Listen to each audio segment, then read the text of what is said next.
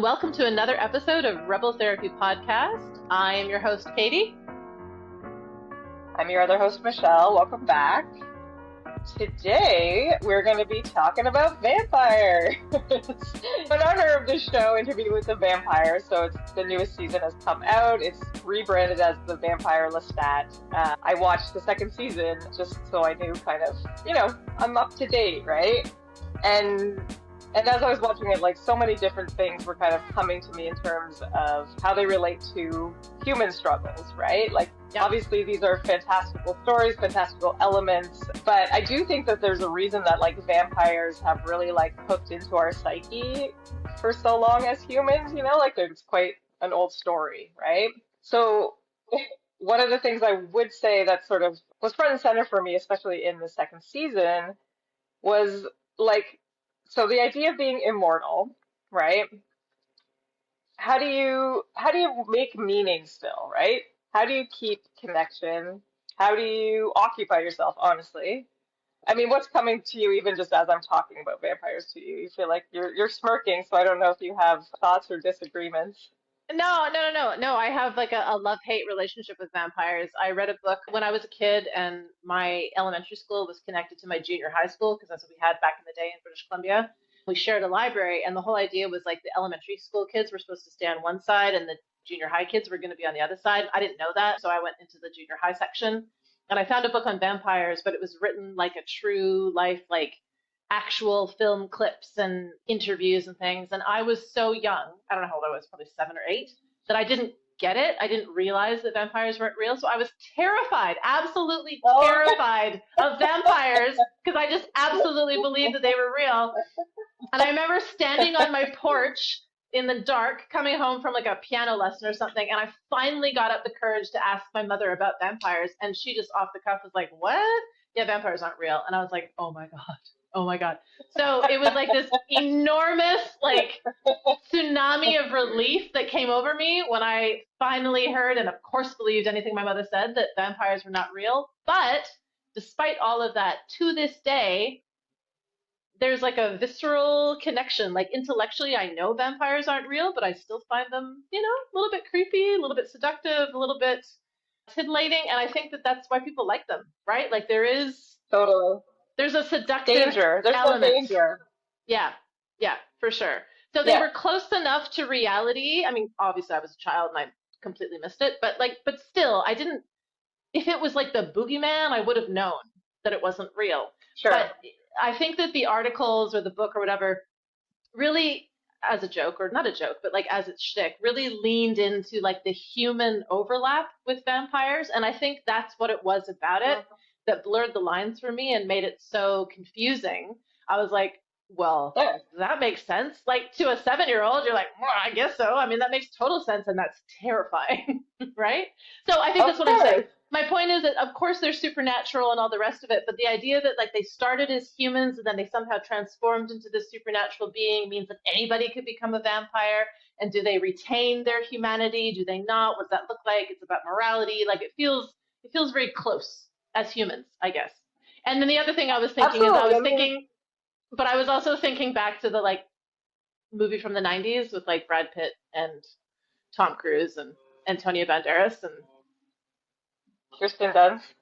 Yeah, exactly. So you got a lot into the topic of vampires.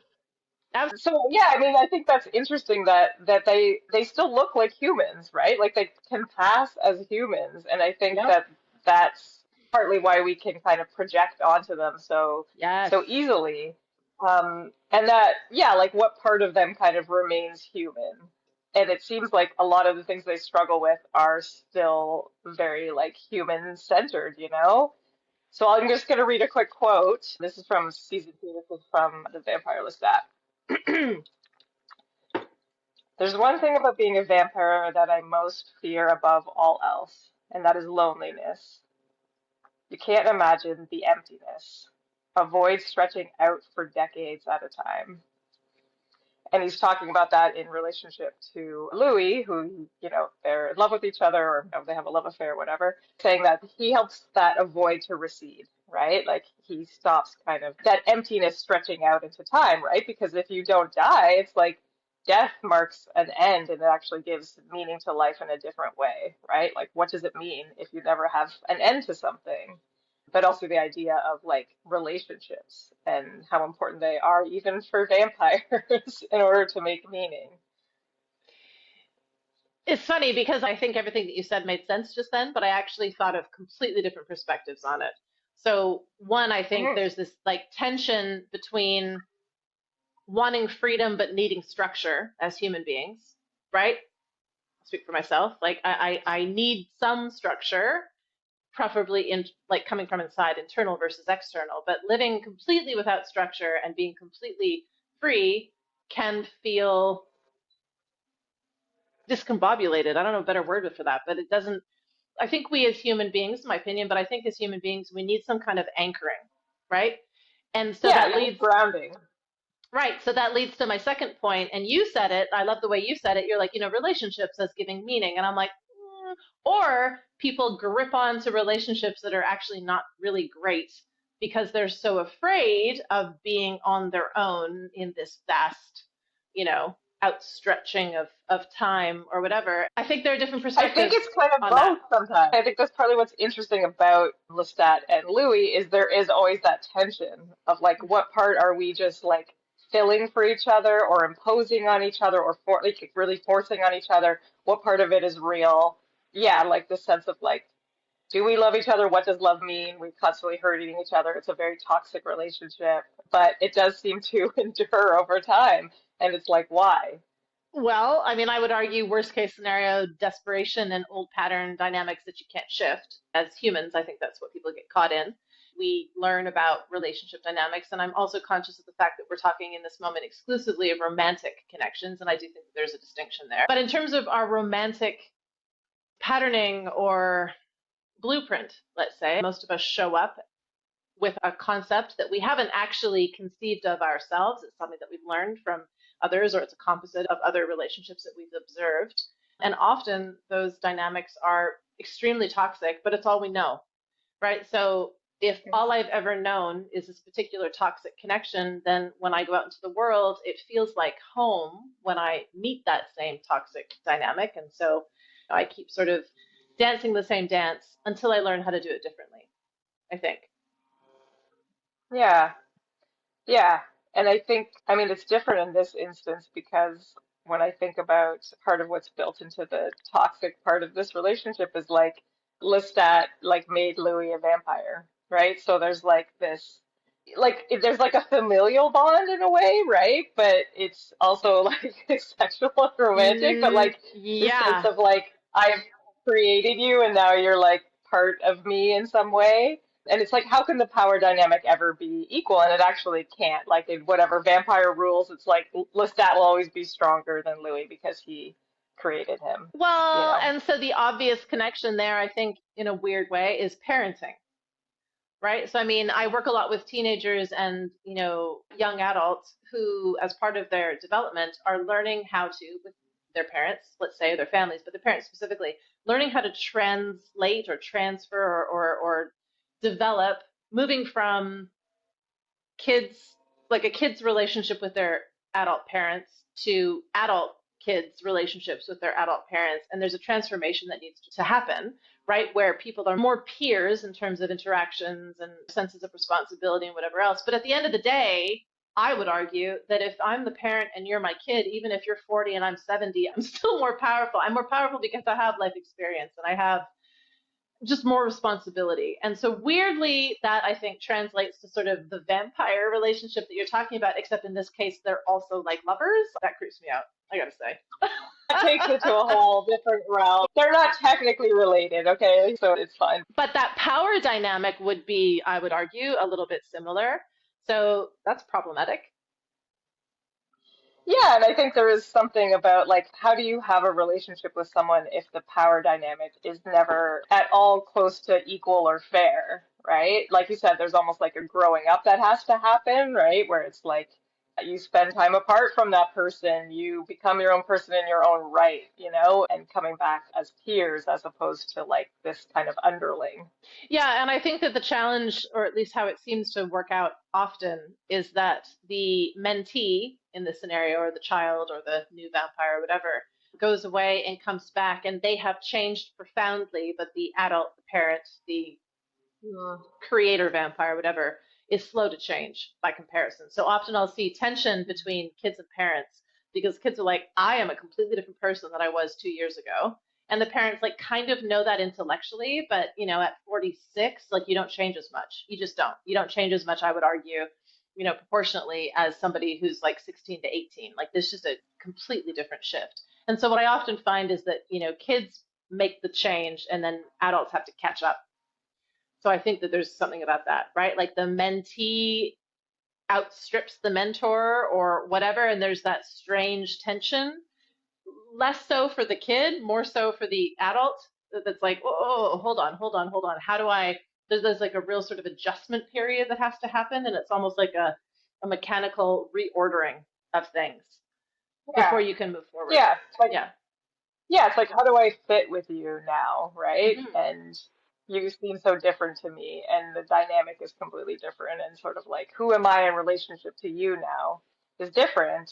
And I think another element that's interesting about this story is like it's framed under an interview, Mm. right? So it's like they're telling the story back of their life, or at least in the first two seasons they are, right? Hmm. So it's sort of like, like the narrator, how do you craft your own story, all of that stuff. But what I think is kind of interesting in the season three, so season three is from the obviously point of view of the vampire Lestat, whereas before it was Louis who was telling the interviewer. Right. And so you see in the first episode, spoilers, that Spoiler he alert. sees like the book gets published, right? And so he's like reading the book, like seeing how Louis saw him, and he's like crossing things out, and he's like, Wrong, that's wrong. wrong, and lies, and that's like, I never looked like that, and you didn't include this, and like, yeah, that idea of like someone's making, you are like a character in someone else's story, right? And then how do you take the power back?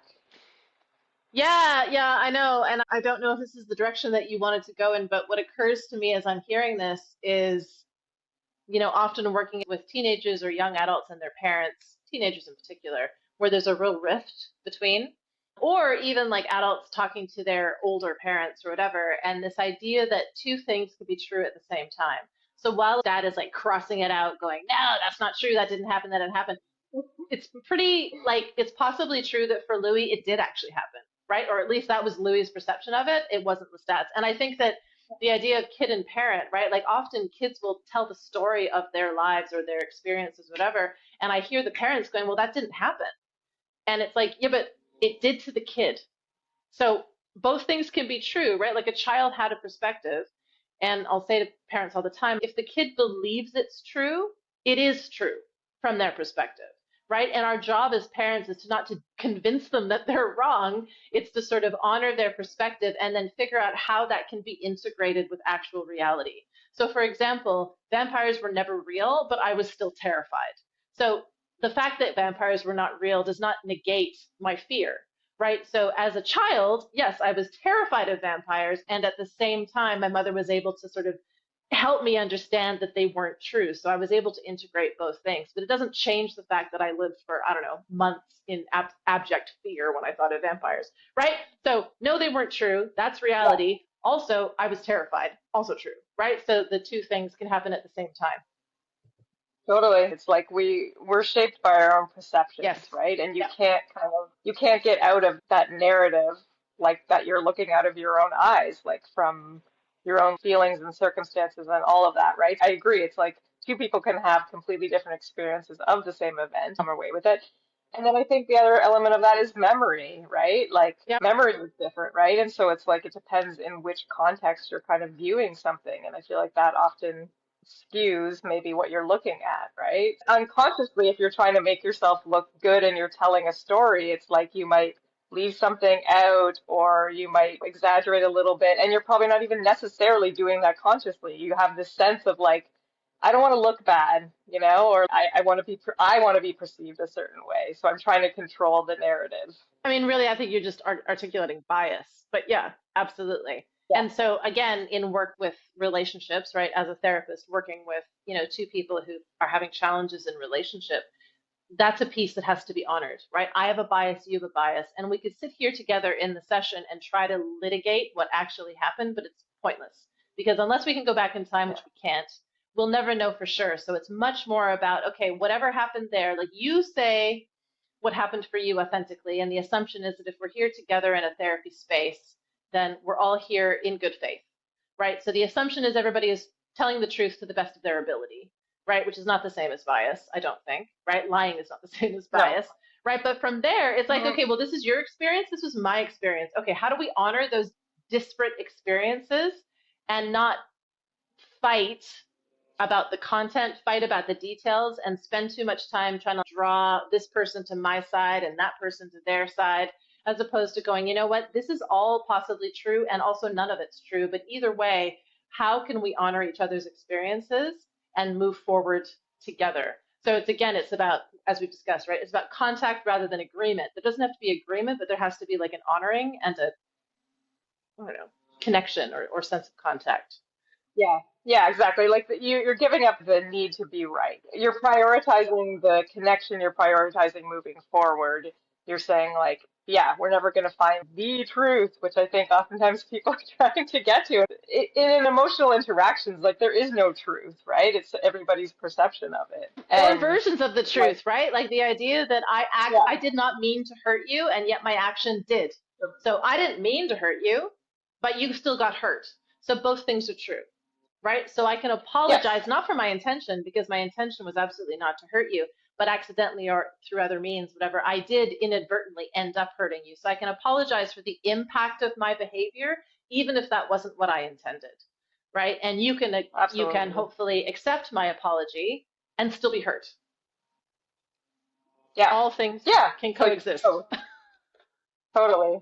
And so, as you're saying this, I'm like, I'm not sure that the season is going to be exploring that healthy relationship to different versions because in the first episode, he has like the interviewer back and now he's making a documentary and it sounds like he's like essentially trying to make his version of the truth or discount Louis's version and win, And it's like, let's see how far that gets them. Well, it also makes me think of Tolstoy and his famous quote that I'm totally paraphrasing, but the idea that every happy family is the same.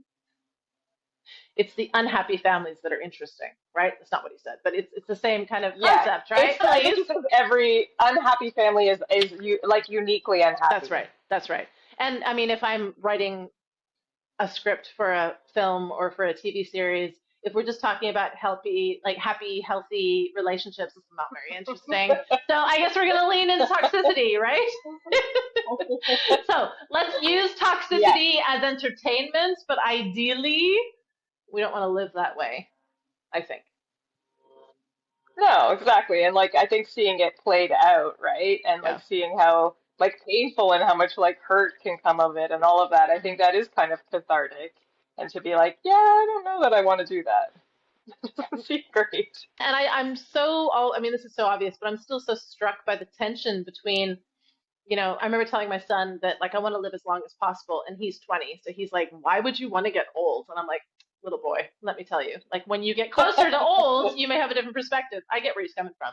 And my point was, well, I don't want to just live forever. I want to live as long as possible with the quality of life that I have now. So if I can be like strong and healthy and human and all the rest of it, then this life has so much to offer and so much to experience. I want to keep that going. But then at the same time, I struggle with my mortality because on one hand, I'm fully convinced I'm going to live forever, but intellectually I understand that that's not quite true. But then how do you integrate those two things as a human? I don't know that we can truly conceptualize of our own death. And yet, if somebody offered me immortality, like if you take away the container, whatever that container is, and it's different for each of us, but that container of mortality that we all struggle with, but also lean into and possibly require for the beauty and richness of human existence, I don't know. I kind of believe that if that were taken away in the place of immortality or whatever, I think life would be less meaningful. Yeah. I mean, I think you see these vampires that have lived for hundreds or whatever, then they're usually like a little unbalanced, Like there's, they don't seem the healthiest. I was actually thinking about that. Would I want immortality? And I think one of the benefits of it is that I could then choose if I wanted to die. So it's not That's that true. vampires can never die, right? So if I was able to kind of lock myself at a period of time and live that for as long as I felt like I wanted to, and then decide, all right, I'm ready to call it quits. It's like it gives you a lot more agency. I mean, I would argue that that is how we live as humans. I don't know, like maybe I have a different view because, like, the health part of it is a bit of a struggle, right? Yeah, Because I've struggled with my health since I was in my teens, right? So the idea, like, it's like I'm not going to live a healthy life in the same kind of traditional way, or it's going to have limitations on it, yeah, essentially, yeah. right? So it's like that already kind of went out the window for me, right? So it's like, but what does a meaningful life mean, right, for me? And how much pain is like unbearable, and how much can you kind of like function with, and it kind of add meaning in a different way. Well, I would guess that in this moment, as you're saying that, you're talking about physical pain. Are you? I am talking about physical, but I mean it definitely is like emotional and psychological as well, yeah. Okay. Because as somebody who's extremely lucky and like I have health privilege for sure, right? Like I'm extremely lucky and healthy and I don't have to deal with any of the chronic experiences that you've had. I think about pain, emotional pain, and it seems to me that, again, depending on your objective, depending on what your perspective of a rich and meaningful life is, there needs to be some pain. Because I do think that if I love deeply, then I'm also going to grieve.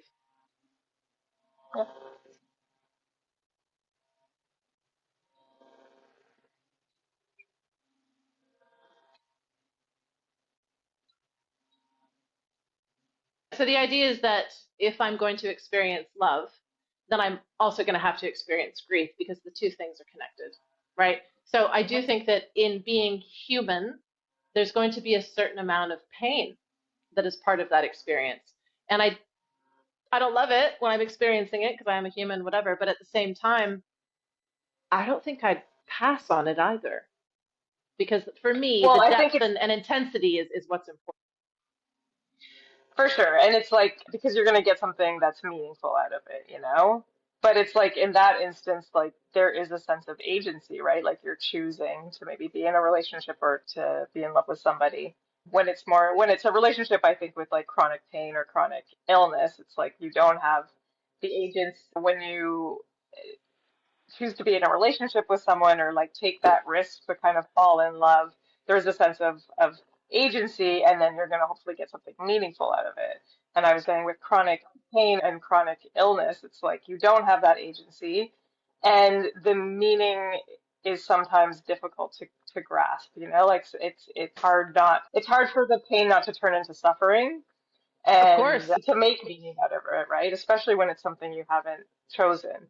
But it's like at the same time, people experience grief and loss all the time that they didn't choose. And that doesn't mean that they don't learn some lesson or they don't gain some deeper like insight into humanity or themselves or the other person or whatever, right? Like it's So listen, I don't know that I would go so far as to say that there's like a meaning to pain. I mean, maybe sometimes, I don't know. That's not quite what I'm saying. I think all I'm saying is that if you're going to be a human being, you're going to have an experience of pain. It's part of being human. So it's not like, oh, there's a silver lining. I don't know that that's true necessarily at all. And actually, Gestalt has an answer to that, right? It's like, no, there is no meaning to that. This thing happened to you. It's like being in a car accident or something horrible has happened. But from there, you honor the experience of it because it happened, and then you decide what meaning you want to take from it moving forward. And I prefer that. I think that makes sense. But either way, we can either have a surface existence, and I actually don't think that that's possible. But even if that's what we were striving for, right? To me, that's not what being human is. And so I'd rather embrace the ups and downs, the darkness, the light, all of it.